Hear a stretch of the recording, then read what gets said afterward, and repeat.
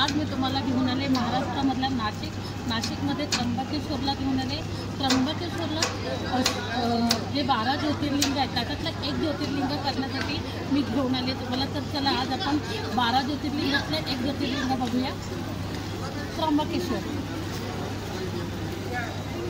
कोकणची कन्या Reshma and journey ह्या चॅनलमध्ये मी तुमचं स्वागत करत आहे। आज सकाळी मॉर्निंगला मी तुम्हाला डोंबिवलीवरून कसारा ह्या फास्ट ट्रेनने घेऊन निघाली आहे त्र्यंबकेश्वरला। आत्ता आपण कसाऱ्याला उतरलो आहे आणि कसाऱ्यावरून टॅक्सी पकडून निघालो आहे आपण त्र्यंबकेश्वरला। त्र्यंबकेश्वरला टॅक्सीने प्रवास करत आहोत आपण। कसाराला उतरल्यावर टॅक्सीने प्रवास आहे हा।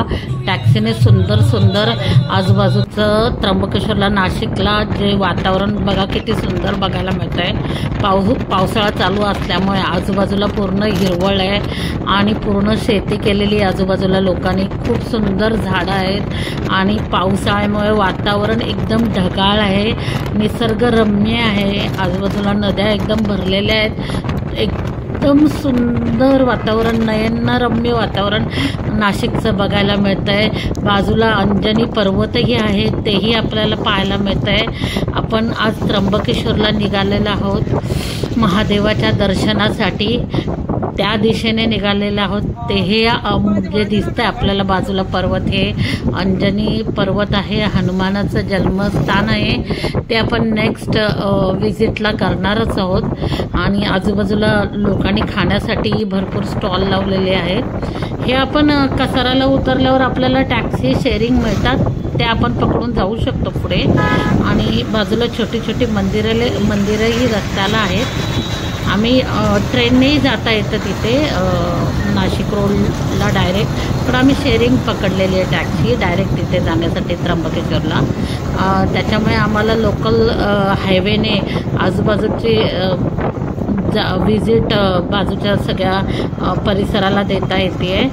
आणि पावसाचा टाईम असल्यामुळे भरपूर असे छान परिसर बघता येत आहे। हे बाजूला एक छोटं मंदिरही आहे, तेही सुंदर आहे। आता आम्ही जवळजवळ पोचलो आहोत। तिथून जवळजवळ 1 तासाच्या अंतरावर आहे त्र्यंबकेश्वर जवळ, त्याच्यामुळे आम्ही पोचलो आहे। तुम्हाला मी हे छोटं मंदिरही दाखवत आहे मार्केटमधलं। खूप छान आहेत। पावसामुळे झाडं एकदमच पाहण्यासारखी आहेत आणि वातावरण ढगाळ असल्यामुळे खूपच छान वाटतंय वातावरण।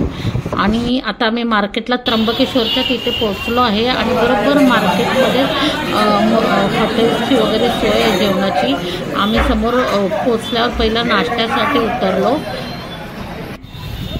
तिथे सुखसागर म्हणून व्हेज रेस्टॉरंट आहे, तिथे छानसं नाश्त्याची आणि जेवणाची सोय होते। आम्ही दोन्ही टाईम तिथे जेवलो आहे। तुम्ही तिथे जेव्हा रिजनेबल आहे। सुखसागर म्हणून नाश्त्याला हॉटेलची सोय। तिथून आम्ही पुढे निघालो। 2च मिनटावरती तिथे गेट आहे, जिथून आपण एंट्री करू शकतो त्र्यंबकेश्वर मंदिरासाठी।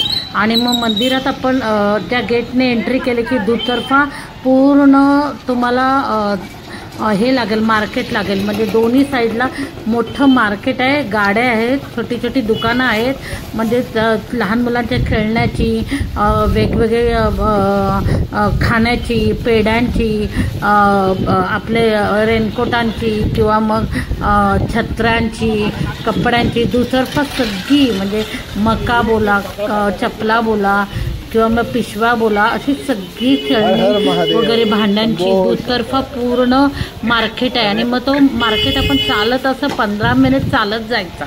मग मार्केटने आपण चालत पोचलो की मग आपण तिथे मंदिरापाशी पोचतो।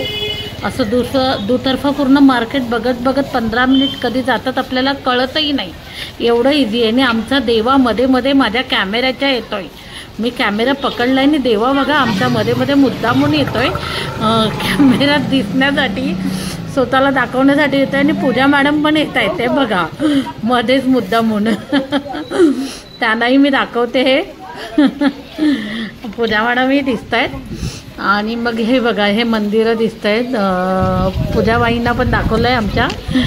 आणि मंदिराच्या बरोबर हे दोन्ही बाजूला खेळण्यांची, लहान मुलं आकर्षित होत आहेत त्या खेळण्याच्या, छोट्या छोट्या पर्स आहेत, बॅग आहेत। हे मंदिराकडे जाणारा रोड आहे. देवा मला दाखवत आहे काय काय आहे ते. छोटे छोटे शंख वगैरे आहेत, भरपूर आहे. खरेदी करायला खूप आहेत. किचन आहेत. आणि हे तुम्हाला लांबून दाखवते बघा. धुकं आहे ना, पाऊस खूप पडला होता आणि बारीक बारीक पाऊस चालू आहे. तर बाजूला पूर्ण असे धबधबे आहेत. धबधबे चालू झालेत, वाहत आहेत, ते पण दिसत आहेत. मी तुम्हाला दाखवते कॅमेऱ्याने. हे बघा, रुद्राक्षांच्या माळा, शंख, हे सगळं कमी रेटला, रिजनेबल रेटला दोन्ही बाजूने मंदिराच्या दुतर्फा बाजूने विकण्यासाठी ठेवण्यात आलेले आहेत. आणि खरंच इथेच विकत घ्यायचे, खूप कमी रेटला देतात इकडे. बाकी नॉर्मली आपण मार्केटमध्ये गेलो ना, खूप रेट लावतात, त्याच्यामुळे काही गोष्टी येत नाही इथे. आणि रेनकोट पण असे नॉर्मली पिकनिकसाठी घ्यायचे 20 रुपयाला देतात. डेली यूजसाठी नॉर्मली हलके फुलके हे रंगीत रेनकोट आहेत ते घ्यायचे विकत. धबधबे पण खूप असं पाऊस जोरात पडत होता, त्याच्यामुळे वातावरण पण खूप छान होतं. बरोबर मंदिराच्या जवळच पोचलो आहे आता आम्ही. जिथे मंदिराच्या जवळ पोचलो ना की तिथे मग आम्ही पोचलोच आता जस्ट. पार्किंगला पण जागा आहे, तुम्ही तुमच्या गाड्याही लावू शकता. नंतर तिथे बाजूला दुकानं पण आहेत, तिथे तुम्ही ओट्याही घेऊ शकता. आम्ही तिथे दुकानाच्या बाजूला पोचल्यानंतर स्वतः ओट्या घेतल्या. आणि जिथे तुम्ही ओट्या घेता म्हणजे मंदिराच्या तिथे ज्याच्याकडून ओट्या घेता, हे त्र्यंबकेश्वरचं मेन मंदिर आहे. तुम्हाला त्या जे उत्तर महाद्वार आहे त्याची पाठीवरती दिसत आहे. आणि तिथल्या समोरच्या दुकानदाराकडून आम्ही देवासाठी ओट्या घेतल्या. मग त्याच्याकडेच आम्ही आमच्या चप्पल वगैरे त्याच्याकडेच ठेवल्या, त्याच्या स्टॉलच्या तिथे ठेवल्या. आणि त्याच्याकडूनच आम्ही देवासाठी महादेवासाठी ओटी वगैरे घेतली. आणि स्पेशल पास पण आहे, तर स्पेशल पाससाठी वेगळी लाईन आहे. मग आम्ही चौघांचे स्पेशल पास घेतले. स्पेशल पासची लाईन वेगळी आहे, जरा लाईन जास्त होत्या तिथे. आणि तिथे छोटे छोटे बाळं येत होती जे आम्हाला खूप पाठी लागले. मग आम्ही देवाचं सगळं पाठी लागले, तुम्ही बघू शकता. मग आम्ही काढून घेतलं डोक्यावरती, खूपच पाठी लागले होते लहान लहान मुलं. देवाच्या स्थानी गेल्यावर वातावरण पण तसंच असतं, मन पण मोहून जातं.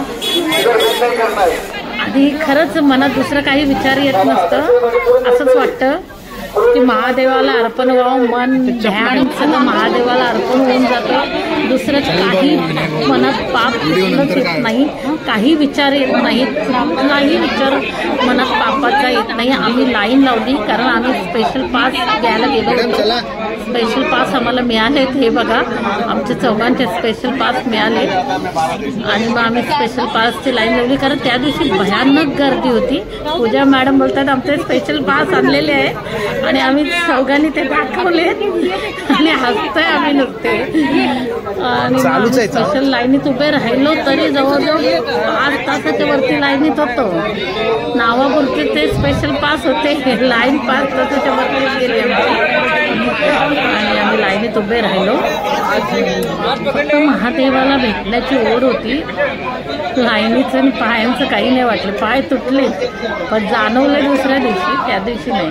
कारण त्या दिवशी खरंच मनात महादेवाला भेटण्याची एवढी ओढ होती की तो त्रास जाणवलाच नाही आम्हाला. हा उत्तर महाद्वार आहे, तिथून आम्ही एंट्री केली. महाद्वारमधून आतमध्ये आम्ही प्रवेश घेतलेला आहे.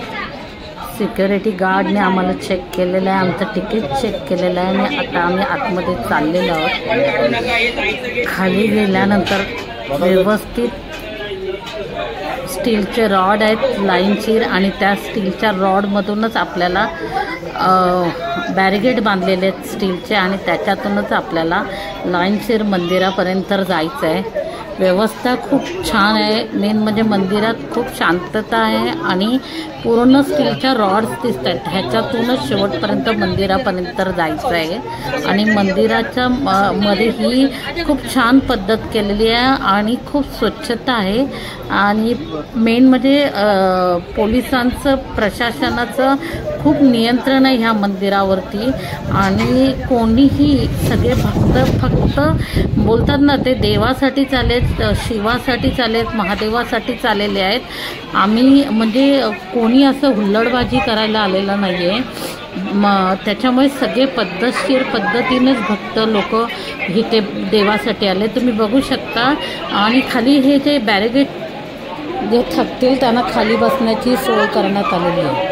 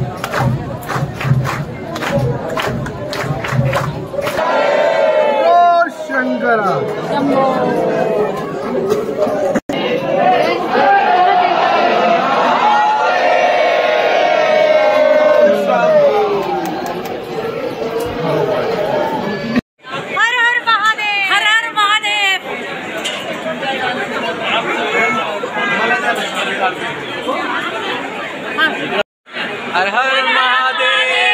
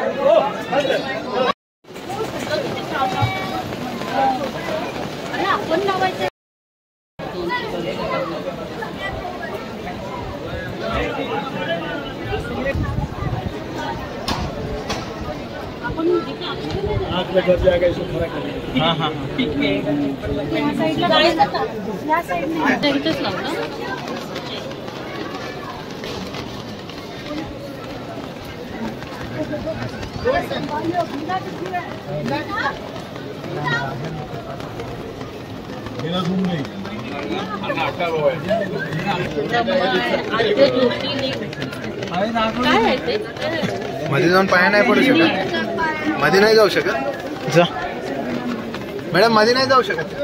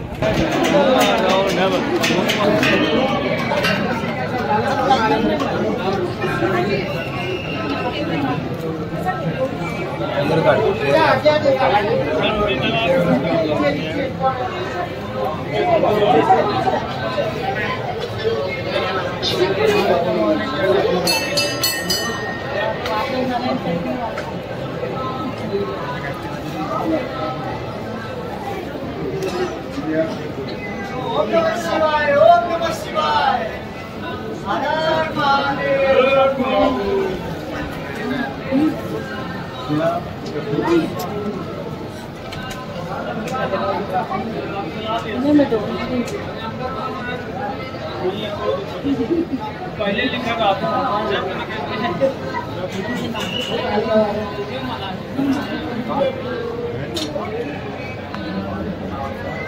माझा पण काढा पटकन. व्हिडिओ करतोय.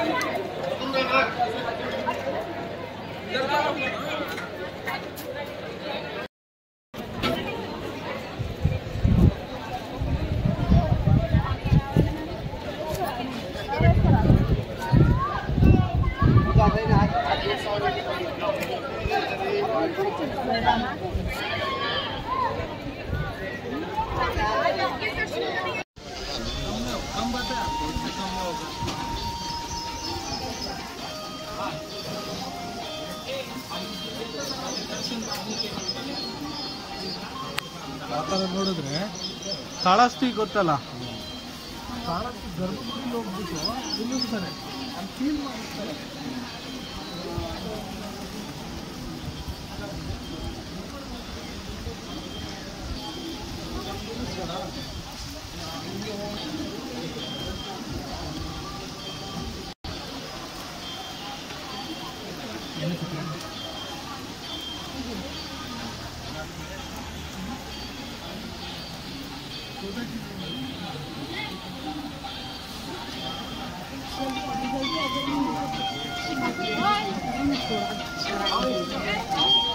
पाव चाहिए